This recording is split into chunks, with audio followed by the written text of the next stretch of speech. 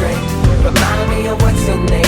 Is anybody listening to you? Does anybody really care for you? I can tell that you haven't been given much. Welcome to Perfect Timing. Today's guest, she's an author, bilingual author, okay? She's the first Mexican-American generation from her family, okay? She's a social worker. She helps kids out, okay? There's so many stories. She's not just beautiful. She got skills. She's about to start businesses. I mean, the list goes on. Welcome, Miros. Thank you. Thank you so much, Ariel. So happy to be on here. So happy to be interviewed by you. Well, I'm just honored, to be honest. This is actually my first interview, so. Oh, snap. So if it goes down on the books and history, it will be noted that you were the first person to interview. Mark this day, May 6th, 2021. You know, it's already saved in my, it's already saved, girl. That's all I got to tell you. It's already saved. You don't have to worry. It's down. Come back and watch this interview because we are going places. Exactly. Global. Boom. Speak that into existence. All right. So, first question. Tell us a little bit more about your background. As I said, first Mexican American. So tell us more about that. Well, I grew up as a first generation Mexican American in Texas. And well, what can I say?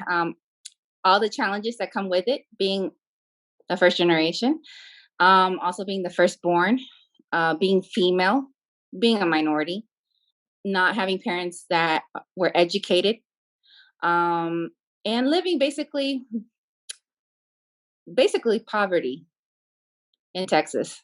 So that's a little bit of my childhood story. And I have so many stories to tell. We'll just write it out and see what flows. Let's flow.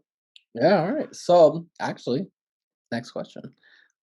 Tell us one of those stories. Well, it is Mental Health Month. It's May, so that we are focusing on mental health, and we don't really talk about it in the Latino community. Growing up, my mom, I thought it was normal. My mom was bipolar, and I just in my late 20s, I finally figured out that she was bipolar. Oh.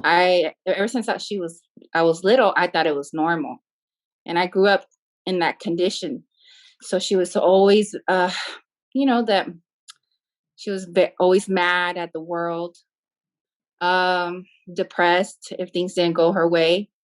I remember as a little girl, she would fight with other people, and I would end up apologizing to those people for her actions. And I think that's where my story comes from, because I'm my empathy, right, for people, my love for people. It hurts me when people fight. It hurts me. I just didn't understand.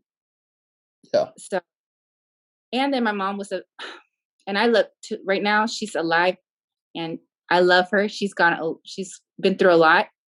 She's come a long way, and I admire her journey, even though she didn't know she was clinically bipolar. Wow. So what was it like living with it? Dealing with her bipolarness on a daily basis. Well, that's a great question. It did affect me with my self-esteem. I put everything to the side to cater to her needs, because if she wasn't well, then the family wasn't well. So I took that like, okay, as the first, you know how you're the man of the house? I kind of took like the woman of the house. Yeah. Took care of siblings, make sure they had their homework, make sure I would have anxiety if they missed the school bus or if they didn't return home, because I know if they didn't return home, my mom would yell at me. Wow. So it's like I was throwing everything at me. So it did affect me. It did affect me, because when I went out when I left my parents' home and, went into the real world, I didn't like adults. I had a fear of adults. Wow. Yeah, That- because that was my only role model, and especially as Latinos, immigrant and Latinos, they're scared to reach out to communities, and we don't have any family here. Everybody's in Mexico. We didn't have any family here, so yeah, that was a part of my story, my childhood, and it took a lot to heal, but by the grace of God, I've been delivered, and my story will help others. Yeah. Like, especially. So, what was the healing process like? First step is getting out of the environment. I had my mom, especially, traditional, they had the mindset of you can't leave the house until you're 30 or until you get married. I had already graduated from college, and they would not accept me. They would not accept the fact that I could leave the house. That's narcissistic, control. And of course, tradition. It was never broken.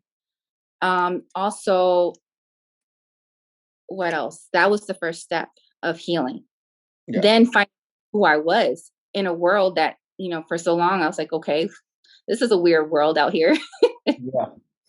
This is a weird world out here. And it's, people can be mean. Yeah. And backstabbing. And I was like, God, I don't understand this. I don't understand this at all.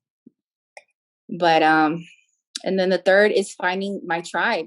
And it took a while. It took several years to find my tribe because, how do I say it? I would meet people, but yet they weren't real or they didn't have the best interest in me. So I would grow in that environment. Wow. I was stagnant. And, I don't regret anything, but when you find your right tribe, you see how the constant growth every day. You're learning. They're pushing you. They're supporting you. So I didn't have my family. I was just catering to them. But don't get me wrong, I'm all about family, and I love them. And I'm doing my best to break those chains. Yeah. And breaking those chains, what are you talking about? In what sense? Well, breaking change, when I talk about breaking change, is mainly generational curses. That's what I'm for example, my grandpa was an alcoholic. Because he was an alcoholic, I don't drink. If I do, it's very social, and it's just one cup. It's moderation for me. Yeah. My mom started picking up alcohol, started drinking when she was depressed. She would call me. I would be working. She would call me, and I'm working. She's like, I'm ready to kill myself. I'm ready to die. Like those aren't the phone calls you want to hear. I have to stop everything, like what I'm doing, to see what's going on, And it wasn't just one time. It was 2, 3, 4, 5 times. So, and it's hard to tell your Latina mother she needs to go to counseling, or encourage her or go with her. They don't accept it. Yeah. They don't accept 100%. Because I can relate. Because when I told my family I was depressed, in some way, it took them a while to accept it. So I could totally relate to her, and that in that sense of telling them, right? You have to tell your family a certain thing, and obviously they don't want to accept it, but it's the truth, right? And so on the lighter note of things, we're gonna go a little bit lighter now. We're going to get deeper in a little bit later too. So what is it like to write your own book? What's like the writing process like? And what's the Wow. book about? I have to give credit and thank Monique Lisa, because honestly, my creative side stopped when I was a child. A lot of people don't know is that, again, I catered to my family. So a lot of my childhood was gone. Yeah. it was gone. So I remember when I would journal when I was little, and one day my mom goes in the room, and I think she goes through it, or I can't remember if she made fun of me or I wrote something, and that was like my personal private space. And ever since then, I stopped writing. So I didn't pick up a pen till honestly until I met Monique in the House of Creativity. It just reignite my passion for writing. And I'm currently I finished and I just submitted my second book, which is called Don Neon. And it's the cutest book. And I'm focusing on children's book right now, on children's Bible. And it's called Don Neon, and it's a parrot. But this parrot speaks life, education, but it's also, he's an 80-year-old parrot. He's wearing a Guayabera shirt. He's cute. But this parrot is unique because I intertwine, how I write is with music. So that's how I write with music. I have to dance, or I have to play different songs, bachata, merengue, old school, bolero, country, whatever it takes to get my mind to start working, or how I feel that day. And Donian, you'll see a lot of shout outs to Don Omar and some reggae. Yes, it's very, very cute. Oh man, I definitely gotta read that. I really hope and pray Don Omar gets a copy of the book and shouts me out, because if you read one of the lines, okay, so I'm gonna just read one of the lines, right? It says, okay. Diles Don Neon, Diles Don, I forgot what I wrote, but it's like Diles Don Neon. But if you remember Don Omar's song, Dile, back in, I don't know, 2000. About that, yeah. It's about that time. About that time. I mean, kids won't pick it up, but it's in there. Their parents will know. Their parents will know that this author loved reggaeton. How about that? Yeah. Reggaeton. Yeah, I ain't gonna lie to you. I ain't gonna lie, because the way I was raised around the rock, hip hop stuff because of my school. So I didn't pick up reggaeton until my fiance came. So, and then I've been all obsessed about it. I mean, I know a lot of songs, obviously, from reggaeton, the popular ones. Like you said, the Don Omar one, Dile was definitely one of them. And yeah, trust me, I know what you're talking about, but long story short, I could relate. Would just say I finally picked up perfectly on my Spanish culture. Okay. All right. Man, we got to. Yeah, we got to. Yes, and it's not our fault if we're first generation. We went to school, and the first time that I even knew about Mexican real history was in college, and that was by accident. I went into I can't remember. It was for extra credit. I can't remember, but he was a speaker, and his hashtag or whatever, his pickup line was libro traficante, and I was like, libro traficante. I'm like, why is he trafficking books? Like I was. I was like, I know I'm Mexican. I hear the cartels. I hear the stories. Like. But why books? Yeah. But and then I found out, how our history was banned, and it's still our history, Mexican history books, and a lot of Black history books are being banned, were banned, or being banned still, and they're still fighting in school districts just to have a course. Are you serious? I didn't even know this right now. What? Mm-hmm. Wow.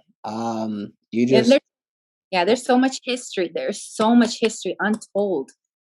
But we have to do the research, right? Yeah. You just got me woke. What? First off, wow, I did not know that. That's crazy. Yeah. You can figure out this information. Talking about children's books, and then we'll go to cartels. Lord help me.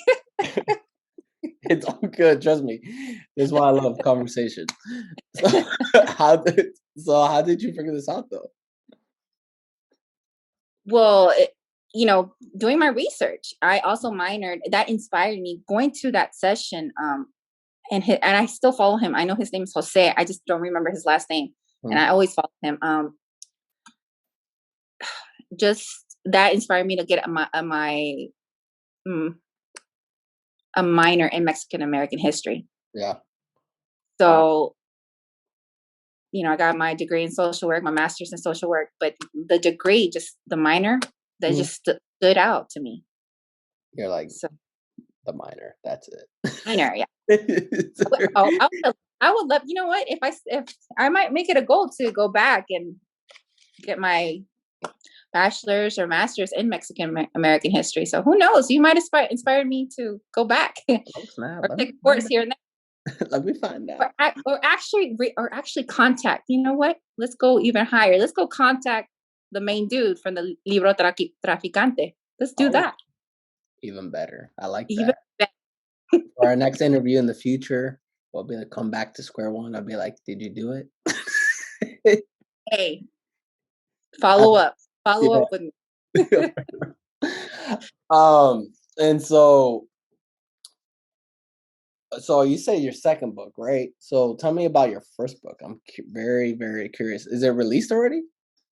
It's going to be released. Right now we're working on the marketing. I didn't want to promote it without being prepared, know. Mm-hmm. It takes preparation, my pitch, how I'm going to present it, how, the wording, everything. It takes preparation, but it's Madrina's and Jose's Magical Adventures. And these are actual short stories of me, my actual stories of me traveling. And it's a real fun bilingual children's book. So, and that was the first opening for me. I was like, if I could do this, I could do more books. And my mind just starts, how you get one idea and it just opens. Yeah. I like that because I remember hearing it was the day actually I made it to one of your writing classes because I was just listening at that time. They were trying to invite me up. I was like, I can't. I'm not writing right now. I'm just a musician. Chill. I'm not the eventually though. Musician, not just. You're not just. I'm saying, you know what I'm saying, okay? but I do though in the future. I do. So you're watching this now, Miros. You already know. Eventually, I do want to write a book. That's been my goal for like forever. But I can't do that with 20 things on my plate. So you hear the exclusive first. All right. So long story short, as I was hearing, I never forget what you said. I already got 4 books, pretty much 4 books started. I was like, what? Yo, she a beast like that? Let me find out. Like, yo, I was like, interview right away. Because I was like, yo, that's insane to me. Because I was like, 4 books? What? Let me find out. Literally, I had an interview because I caught my ears so quickly. I was Wow. like, I'm being like so serious. I was like, yeah, I gotta hit you up because first I already saw what you had in your background, and then when I heard that, I was like, man, she's really ambitious. Like, I love it. So yeah, that's how I came here. To be honest, like, and everything just came full circle. So like, just keep doing your thing because what you're doing and what you're standing for and what you're writing about, let me tell you, it's on another level. And this is, like I said, this is just my opinion. But for those who will be watching, please go cop the book for when it comes out. So yeah, I'm sorry. I had to go on that rant real quick. But. Much. Thank you. And I will be sending out the link for your team and for the rest of the world. Yes. I will. It's been in, my goal is to actually make a publishing Latinx company. Wow. To make more authors. How about that? Let's go bigger. Let's think higher. Yeah. You just never know. You just never know. Exactly. So, and you as well. Thank you. I appreciate that. Thank you. So have you ever battled with mental health? I heard about anxiety as you were talking about earlier, but like in a sense of um anxiety, did you battle with depression as well during that time? Yes, but not to the extent that many would have depression. You know, by the grace of God, I that there was something in me that knew I didn't have time for that. Mm, I had to be a role model. And if I'm down, everybody's down. So that's how I knew that I was like, okay, I was born to be a leader.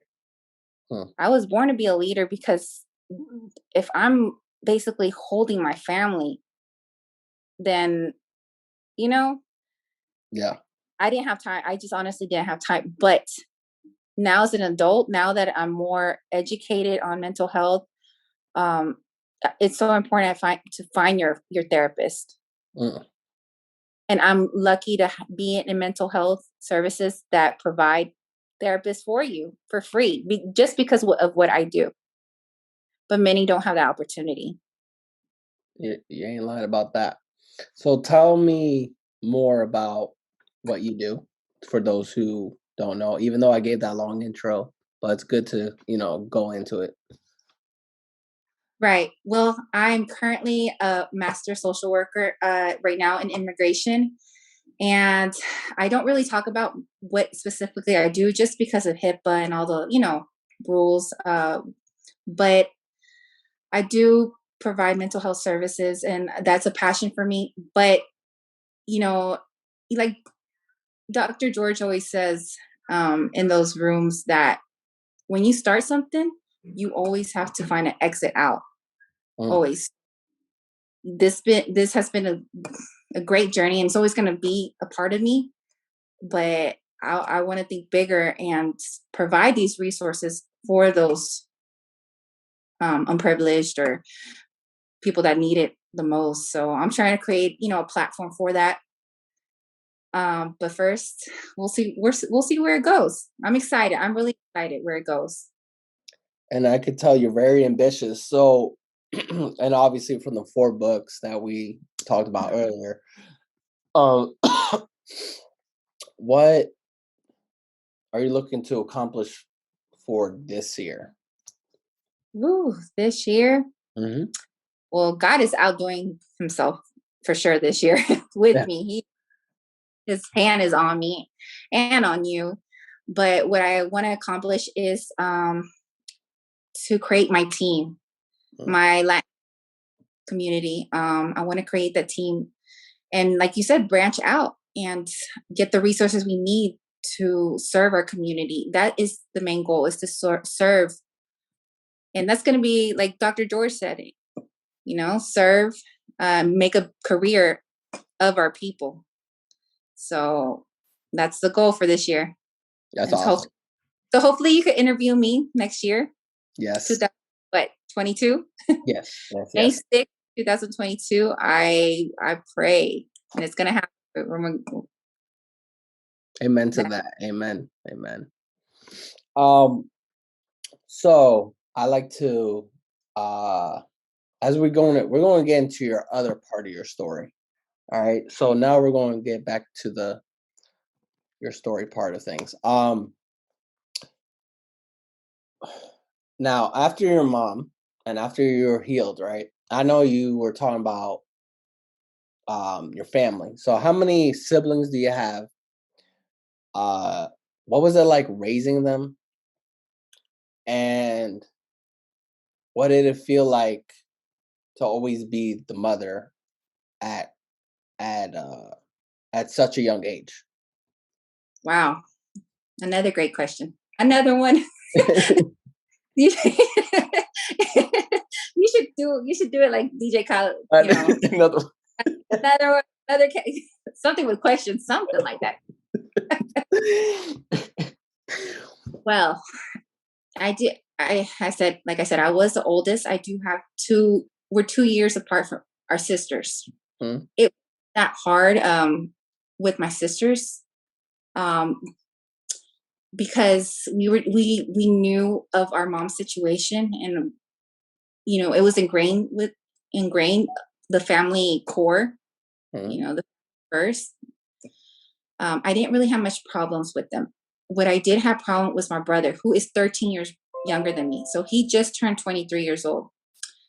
So, whew, this is a sensitive topic because U.S. born Hispanics are more likely to or have higher rates to be diagnosed with psychiatric than first than yeah psychiatric disorders than um, Hispanic immigrants. Wow. So our first generation men, Hispanic men, are it's more likely for them to have psychiatric disorders.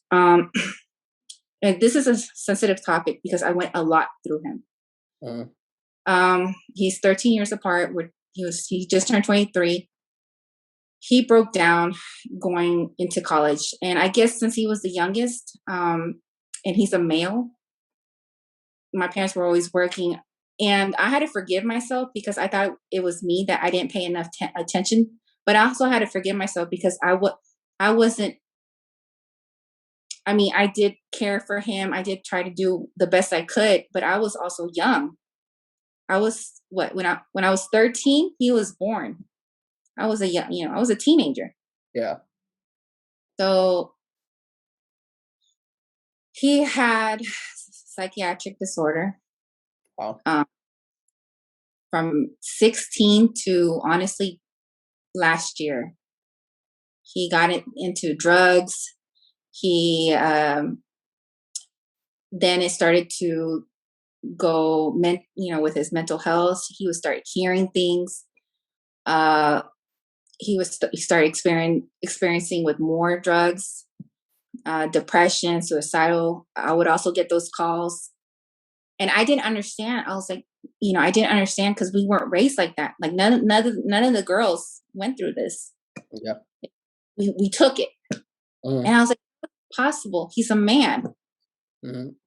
I didn't understand that, so I had to do my research. I had to do the research, and I had to get him the resources. I had to.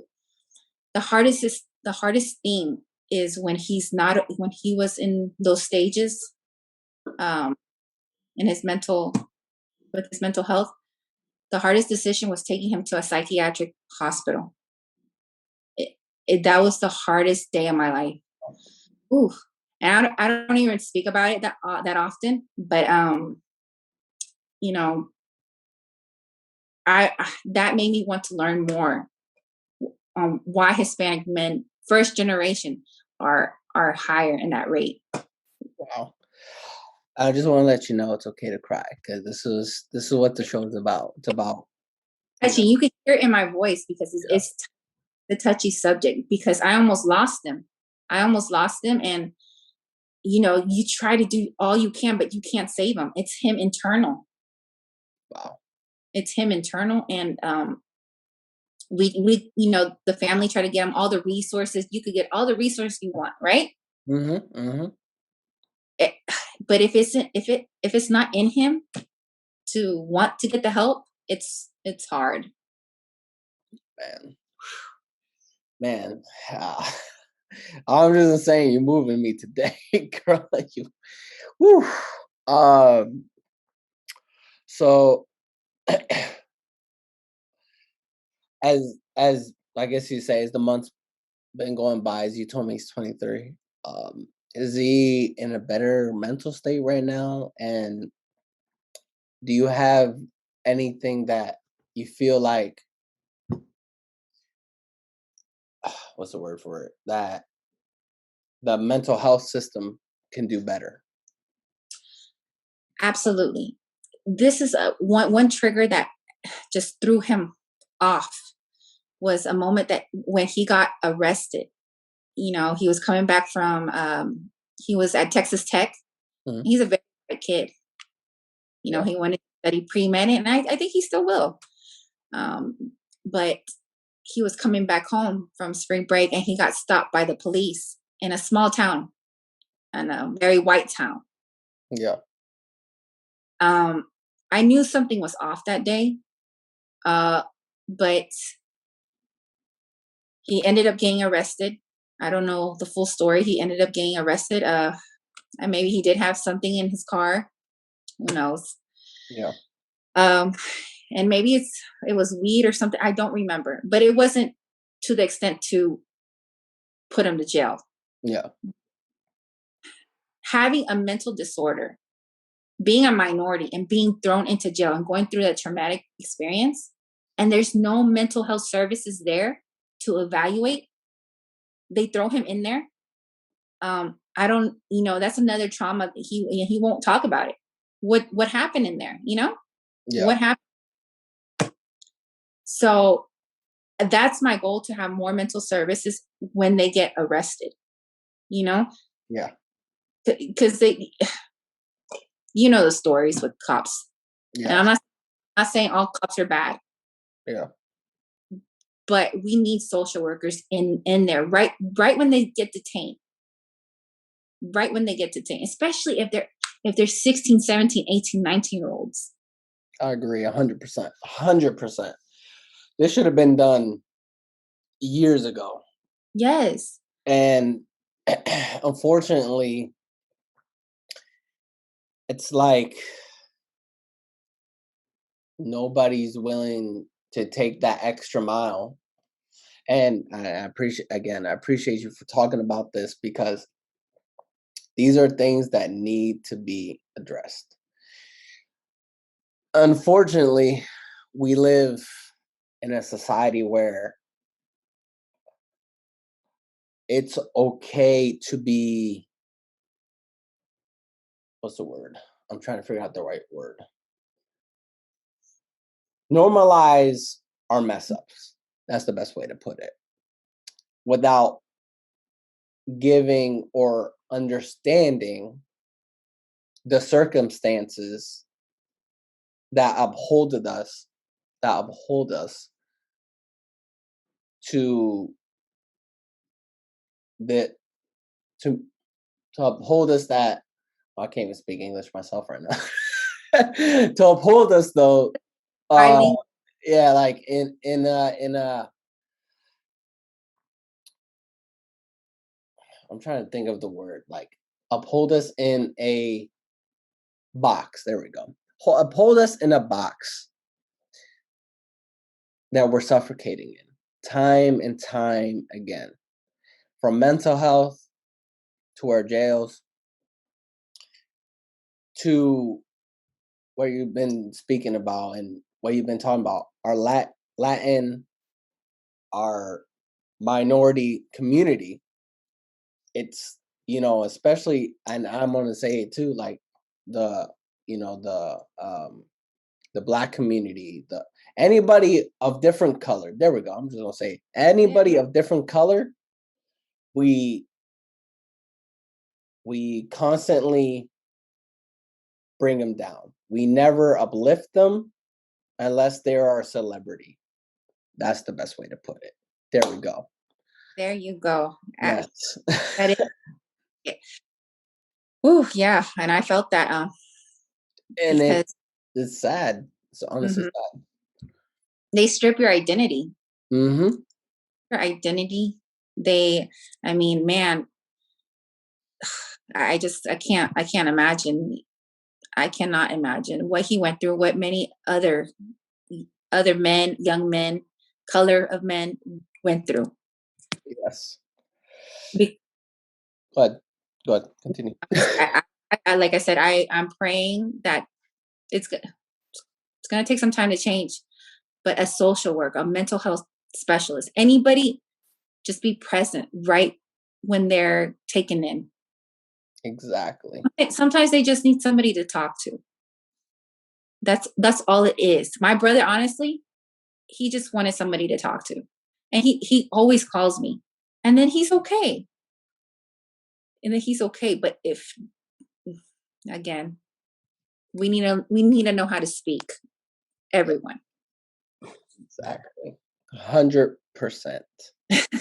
Literally 100%. Yeah. And what's funny? Is that it took me, what was that called? 12 years, something like that, to really talk to my family about these mental health issues, to break it down so thoroughly about what was going on with me. And like I said, what we talked about off the camera, it's there has to be to unnormalize the way of of um of thinking. Or just say though, it's not bad to have, there we go. It's not bad to have wisdom. It's bad to have the same mindset of not understanding your child. Ooh, you just preached there. Appreciate it. Thank you. But no, it's what me and you are addressing is so fact, because time and time again I've seen, and what you just talked about, Mitos, is so facts. Like, from what your parents to, the bipolarness, all this, as much as they were suffering, and as much as even my own family, of not comprehending these issues, and putting these restrictions, there we go, I like that, putting these restrictions on us to reach their standards, or let's just say their standards. Yeah, there we go. Their standards is completely wrong, because the next generation Mm-hmm. will be different than you, and will always be different than you. Like, for instance, you might like more of the old school music, right? We'll just hypothetically, Old school reggaeton. We'll right? play Okay, it. let's go with that, right? But My your brother might like the newer reggaeton, right? Than you would. And you're bad like, bunny. what is that? Right? You're gonna ask, what is that? But you have to meet them in the middle to bridge that gap. Yes. And this is where families need to understand. Absolutely. Absolutely. 100%. Yes. Absolutely. But yes, I you got me on that tangent. I'm sorry. But I do want to point out though, mm, unfortunately, some families will never understand, and that's okay to accept it. You have to love them where they're at, mhm, and you move forward in showing them, like, you're educating yourself. You are being the role model, and they'll come along. mhm, Maybe they'll see you in your great, in your kids in the future. They'll see you how you parent them.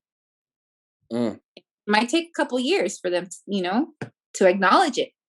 But for those that are still, those who are still struggling with parents or family, and don't see a way, see that they'll ever change their mind, the way they think, or their actions or behavior. Love them where they're at. mhm. The best advice that I could give to anybody is to do that and focus on yourself. Love yourself unconditionally. So I just had to throw that sense in there. I just had to throw it in there. No, bro, you've been throwing gems all day today. So I love it. But I'm gonna end it with this question. All right. Okay. So, what's some advice you'll give people entering your field, writing a book, um, being the first, Mexican American, and battling these issues? Like, what's some advice you could give them? One, staying true to who you are. Um, find your tribe. What else? I'm trying to think. Yeah, honestly, it's being true. Your character. That's the word. Your character. Because what what allowed me to have these opportunities was my character. Mm, And me saying, and I will honestly say this, like, to everybody, I don't know. Come with a mindset that I don't know. Because if you do know, the doors will kind of be shut on you. Mm, Yes. that's deep. Yeah. That's the first Yeah, time hearing it on here. exactly. Yeah, definitely. Just go with that mindset that you don't know. I love that. Love that. All right, guys. So Mito said it best. Do you want to shout out your Instagram, where to follow you, your Facebook if you have one, anything, your socials? Yeah. Yes, guys, you can reach me at Miros on Instagram. I will be sending Ariel more links for you to connect with me in the future. And yes, this was a great opportunity. Thank you, Ariel. What a blessing. And let's take it from here. Let's open many doors for more future Latinos. Yes, amen to that. Why you look so drained? Remind me of what's your name. Is anybody listening to